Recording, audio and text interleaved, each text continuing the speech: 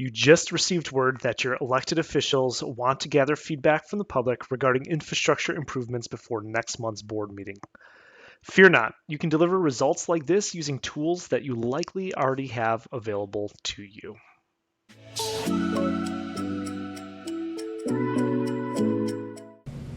Welcome to Spark by MGP Initiate, a no-cost tool for local government that focuses on industry innovation and technology.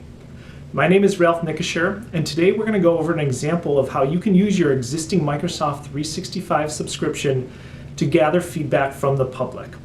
I know more and more today the public wants to be part of decisions that are going on in the community, everything ranging from infrastructure to the new development that's going in down the block. So today I'm going to show you how you can gather that feedback without any additional software subscription costs, and you'll be able to set this up in probably about a half hour, no more than 45 minutes. So what you're going to need to get started is a Microsoft 365 subscription. The tools that we cover today are available in most of the subscriptions. You may want to talk to your Microsoft 365 administrator if you have any specific questions about how to access those different tools or if you have the correct licensing. The other thing I want to mention before we get going, most of the subscriptions have a limit on the number of emails that can be sent out in a given day. By default, I believe this is 10,000 emails, but you also would want to talk to your administrator before running through this process to make sure your organization is covered and that you're not going to be hitting the max number of emails that you send out. Other things that you're going to need is Microsoft Excel. We're going to use that as a tool to help generate emails. You're going to need an email template that you'll craft in Microsoft Word. We're going to run through a mail merge process that takes that template and emails that out to the public members that we want to get some survey feedback from. The last tool that you're going to need is Microsoft Forms. You're going to create a survey in that tool, which will be an easy way for you to collect and analyze the responses. The last thing is contact information. I typically find in local government the best and most current contact information is in the utility billing system. We are going to use the email address out of that here today to distribute the survey and get that feedback from the public. So let's go ahead and start putting this process together. First thing you'll want to do is log into your Microsoft 365 account, go in the upper left-hand corner to the app picker and click Explore More Apps. We're looking for Microsoft Forms. So let's let this load up and take a look and see. Okay, I see Microsoft Forms there in the upper left-hand corner of all of the applications below. So go ahead and click that to load the Forms application. Microsoft Forms is a really simple tool that allows you to collect feedback and responses. Up here, you can click here to create a new form. That'll create it under your individual account. In this example today, because we're seeking for perspective from the public, we're going to create it under the administration group. This is a group that we've created in SharePoint. By creating it in this group, it allows anybody that is a member of that group to see the responses of that form. To create a new form, you just click create new group form, and then you have a blank template to start from. So you'll give it a title. I'm not going to go through all of the fine details of creating this form from scratch. I had already created a form ahead of this, so we'll go and take a look at that infrastructure form. So in today's example, the village board had requested me, the assistant village manager, to gather some feedback from the public related to our infrastructure. The main question they want to know is our infrastructure meeting the public's expectations? So we're crafting a form here that is going to help us understand that. With Microsoft Forms, you do get a variety of different form types. You can explore that on your own or find some additional documentation and videos on it. You can ask a multiple choice question, text question, rating, date, rating, Likert, net promoter score. There's all types of different options to gather and collect the data that you need. So that's what you put in your form is really going to be dependent on the types of questions that you are asking of your public. There's a few other things that you should be aware of as it relates to Microsoft Forms. In the upper right-hand corner, there's some settings. The first setting here that's important is who can fill out this form. In this example, because we want the public to respond, we're going to say anybody can respond to this form. You also have the option to make that internal facing only so your staff could respond. There's just different options about start date, end date. You can put a timer on it. A couple important things to check for this use case is hiding submit another response. We only want one response per person. And then we're going to customize our thank you message just to let people know what we're going to do with those responses after they are collected. The final thing that you're going to want to know about Microsoft Forms is the Collect Responses button. Now, this button gives you the option to create a link or a few different avenues on how you can share out this form to start getting the feedback that you need.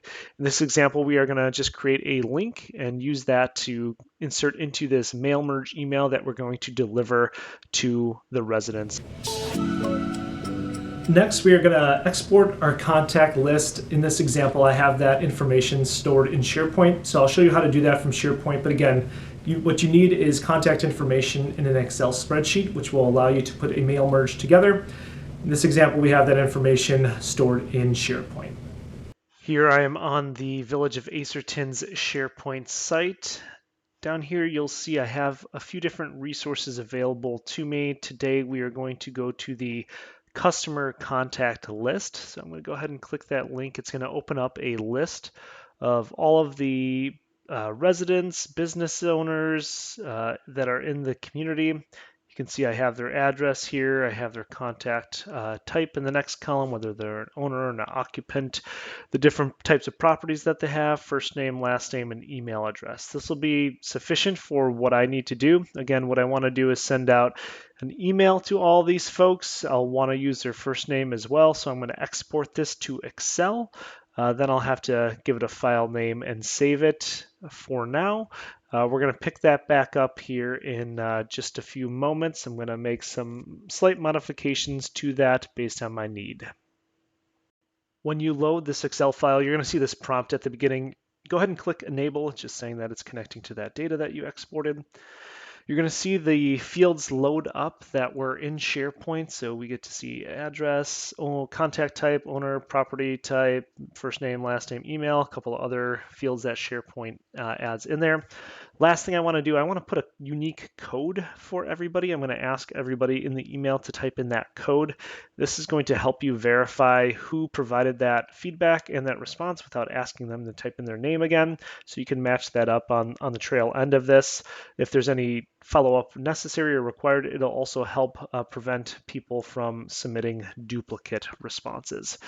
So I went over there and just gave that a 4-digit code, just counting up from 0000 and moving on. Go ahead and save that file, and then we're going to move on to Microsoft Word. Next up, we're going to configure the template that we're drafting up in Microsoft Word. This is ultimately going to be the template that is emailed out to the public. All right, this is the template that I've created in Microsoft Word. What we're going to do here is use the mail merge tool to turn these into emails based on that Excel list that we had. So we're going to take all those emails, those names off that Excel list and plug them into this and send them out as emails. So we're going to be using the mailings tab at the top. There's 2 fields that I'm going to bring over from Excel for each one of these emails that'll go out. First name, that'll come from that Excel sheet, and that survey code that we populated in that last section in that Excel file. So these are going to be turned into individual emails. So go to that mailings tab, start mail merge, and go to email. It'll give you a preview of what that is going to look like. The next thing that we need to do is actually pick that Excel file list that we saved in that previous step. So what that's going to do is connect this Word document to that Excel file, and then we'll be able to start bringing over that data. So go ahead and connect that from the recipients list. Pick the tab in which you place that contact list in that Excel export. That tab is in that Excel file. You'll be able to find that on the bottom. And now you'll be able to connect the text that you placed for first name to that Excel file. So go to Insert Mail Merge Field, and you'll see all of those fields that were in Excel come up as options. So in this one, I'm going to select survey code, and now that is going to be collected. I'll also have that link to the form that we collected earlier. You're going to want to go ahead and insert that link into your Take the Survey button, or however you're directing people to that Microsoft form that we created earlier and where we got that link. Go ahead and repaste that link just to make sure that is the correct one. And then at the bottom, I have my signature. You can actually go back to the mailings tab and go over to the preview results button, and you'll see an example of what one of them is going to look like. So I see Dear Bill, it's pulling over the first name appropriately, and Bill was my first person, so their code is 0000.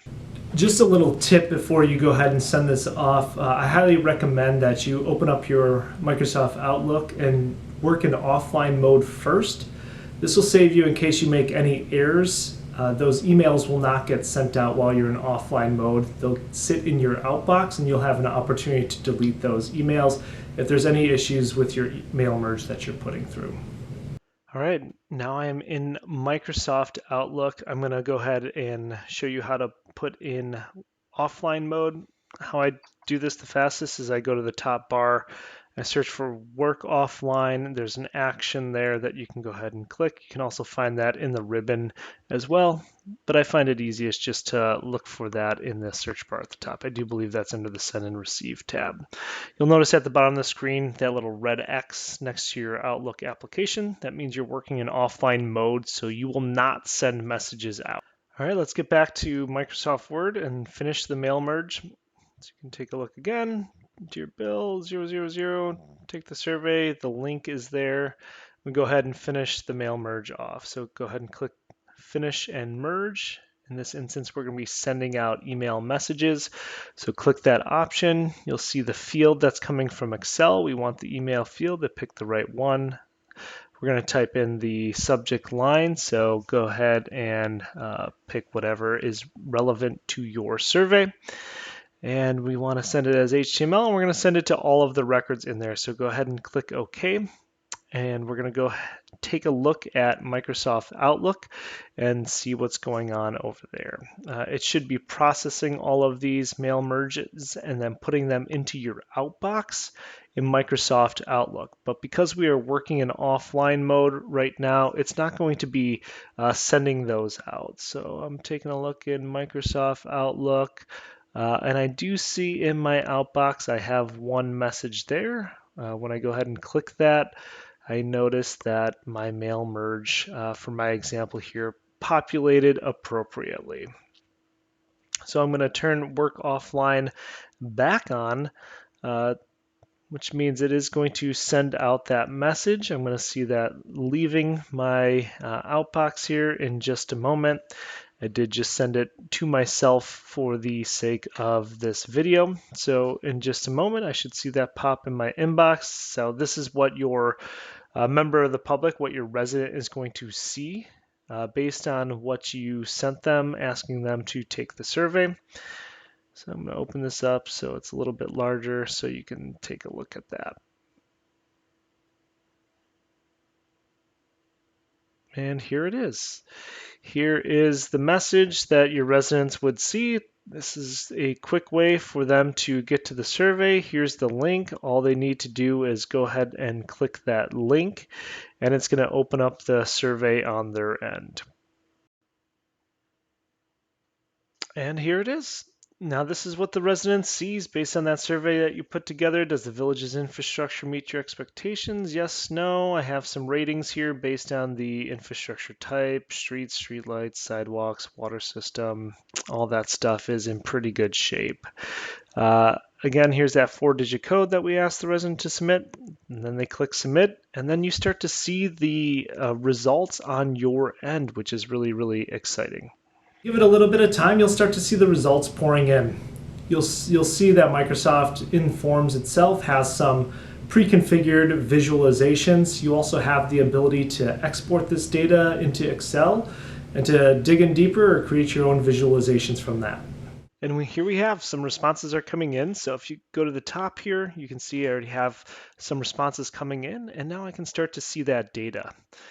So it was just a couple of weeks ago that the elected officials wanted some perspective on infrastructure. They tasked my team with getting some public opinion. So we put this process together using technology that we already had. So we just needed a little bit of time. And using the existing technology we had, we're able to start gathering and collecting feedback based on data that we already had and tools that we already had available to us.